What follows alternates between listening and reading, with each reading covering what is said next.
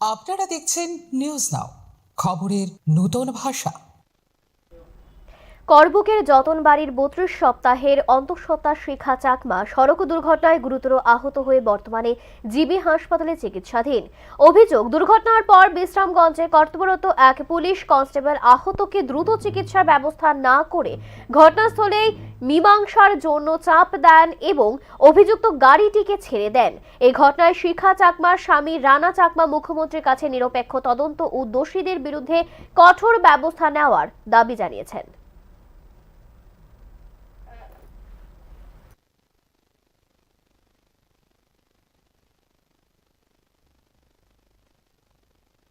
আবার এটা কই তোমার সেটা আমি চিনি হ্যাঁ আইন আমি আইনের সম্মুখ করি কিন্তু আরে তোমার এখন কিতা কইছি আমি কিতা কইছি আমরা কেন এখন যেতাম নাম দা তোমরা এখন মীমাংসা করে লাও গাইলে নিমাক কেমনে করব আমার বউরে নিমাক দাম করে দেন মামা আবু কিছু কিছু চলে পারতো না আমি না চলেন বুঝাইতে পারতো না নিমাক হবে জ্বালা হইব বুঝতে দেব থানা থাক ঠিক আছে